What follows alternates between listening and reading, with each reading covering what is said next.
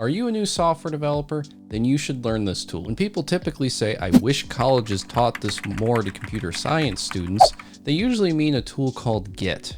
Now, if you're not familiar with Git, I'd suggest you to get familiar with it, and you can do that by subscribing to my channel, which will be releasing a beginner guide to Git later this week. But of course, this video is not about Git. This video is about a different tool. Actually, this video is about two things. You see, I'm a software product lead, and that means that I have two roles. One is that I am a team lead for a group of developers. And the second is that I'm a product manager. Now, both of these roles together mean that I do a whole bunch of hand waving when I talk to try and smooth everything over with everyone. This hand waving is important for a few business reasons, but it can actually be incredibly frustrating if you're a junior developer and you have to deal with me constantly saying, let's actually make this work like this, or let's make that work like that. If you're a new developer, you actually want to minimize those interactions as much as possible. You never want to be stuck on a call with your boss who's hand waving so much, you actually start to count the number of times he's hand waved during this conversation. The feature is very simple. It shouldn't take you longer than maybe 2 weeks. I just need you to implement this quick fix and we should be good to go. Does that sound good? Okay, I'll talk to you later. I don't think I got a single word in edgewise during that entire call. What on earth is a Jira ticket and why did he keep talking about it so much? Okay, so what is Jira? What is it used for? And why should you learn it? Well, Jira is a tool used to track issues or tickets at work. It's like GitHub or GitLab issues if you're familiar with those. It's just a way for you to say, hey, something's not right here, or hey, this would be a cool feature for you to add. Now, as you're creating these tickets for bug reports or features or anything like that, you want to be as detailed as possible while you're creating them. This is because it's a lot harder for you to disagree with someone if they have a paper trail of evidence of what they've done and how it matches to the requirements that were originally proposed to them. Now, of course, Jira has an edit history, so if someone tries to go in and edit what you've done, they can't do that. Of course, this is a double-edged sword. If someone notices that what you've done doesn't entirely match up with the requirements, or if they see that you've taken a longer amount of time on a ticket than you should have, then you can also run into some issues there. That said, if you're doing your job well, you'll probably want to be creating detailed Jira tickets so that you can fight off a lot of the scope creep or the hand waving, if you will, that people like me might be responsible for. Okay, so that's enough about what Jira is and what it can sort of be used for. Now let's take a look at the software itself. People, either yourself or your coworkers or even your customers in certain situations, create tickets. These tickets are then given a set of points or story points that sort of estimate how much effort you as the developer should be putting into this work. This is a good estimate for the amount of time you can expect a ticket to take. Usually these story points are estimated in a way where it'll take you about a 2-week sprint to complete them.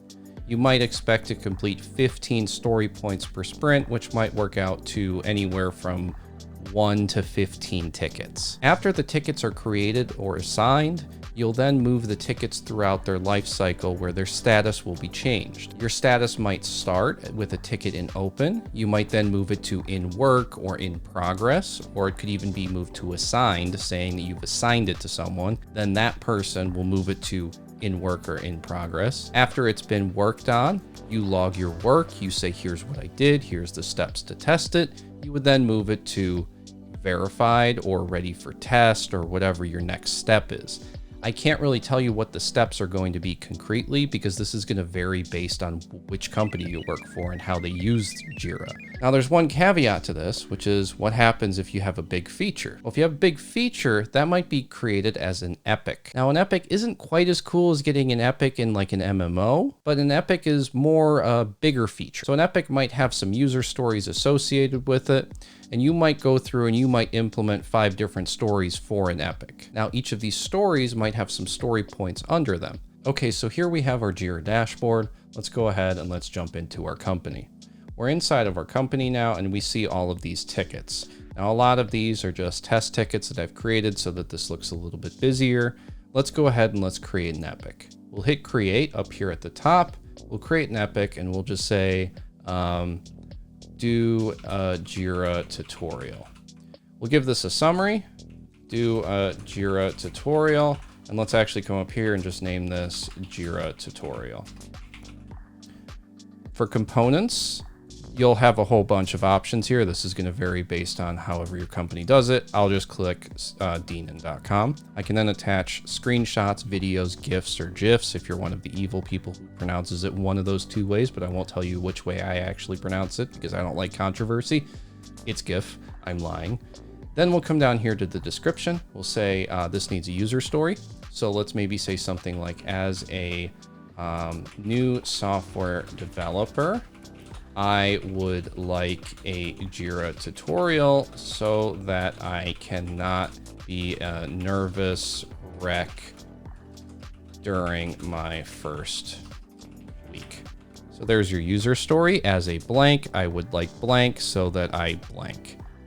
Looks good. Reporter is me. Linked issues. This could be like a whole bunch of stuff what the linked issue relates to. We don't have a linked issue here, but if we did, we could just select it. Maybe select style the nav bar as a linked issue, but I'm not going to do that. Assignee, you can either assign it to like an unassigned person, or you can assign it to yourself. In this case, I'm just going to leave it as automatic. Priority, this could be anything. We'll just set this to highest, and label, we'll just give this a Jira label. We'll then say Jira, and then we'll say create this epic. We now have our epic here, and this is under the expedite, which is nice because it allows us to collapse this and just see what we're focusing on for this specific tutorial. So that's good. Let's click on this epic, and now let's come over here to more fields, and let's give this a story point. I'll just give this 3 story points as an example. And then we can come over here and we can see what the history is, which is just our edit history. We can then come over here to our log, and we can log some work. Let's say I want to spend 1 day, and let's say I spent 5 additional minutes on this. Now my time remaining might be 1 week. And then here I'll just say worked on the tutorial. This is just so people can see what you've been up to. So here you see I've worked 1 day, 5 minutes, and I have 1 week remaining. Let's go ahead and let's create an issue that we can attach to this. I'm going to create another story. I'm just going to say, do the editing for the video. I'll create this. And then for one more, I'll just say upload the video. There's our 2 different tickets that are associated with this. Let's come into the do the editing one, and let's give this 2 story points. And then let's log some work. Let's say I worked on this for a while. This took me 3 days. And then we'll just say I did it. Man. And we'll hit save. Of course, you want to be more professional here. You want a whole template. This is just an example. Let's go ahead and let's close this. We now have our Jira tutorial epic right here. Let's go ahead and let's move this over to in progress. Let's actually come down here, or we can just click on our Jira tutorial, and let's change the priority on this. So we have our priority medium. Let's set this to priority highest. Looks good to me. Let's come back into our epic, and let's also change this one to have a priority highest, just so that we can see these 2. Now for this one, let's give this one 1 story point because the epic overall took 3. And then for the work log, let's go ahead and let's log 4 days and maybe 5 hours. And then we'll just say it's uploaded, man, because we're not very professional in our tickets. So there we have our actual ticket, and maybe we want to attach an image here too. Let's just attach, I don't know, this logo icon. Looks good. We now have our attachment. We can close this. Let's say we've done all of this and we want,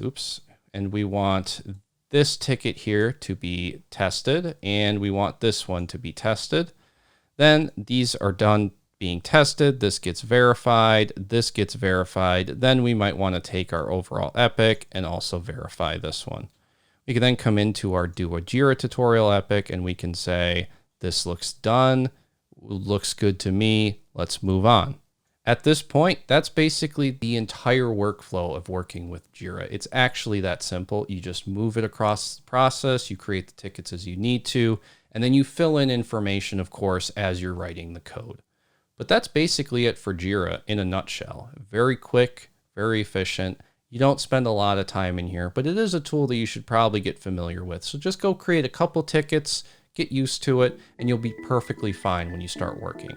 It'll be a lot less scary though.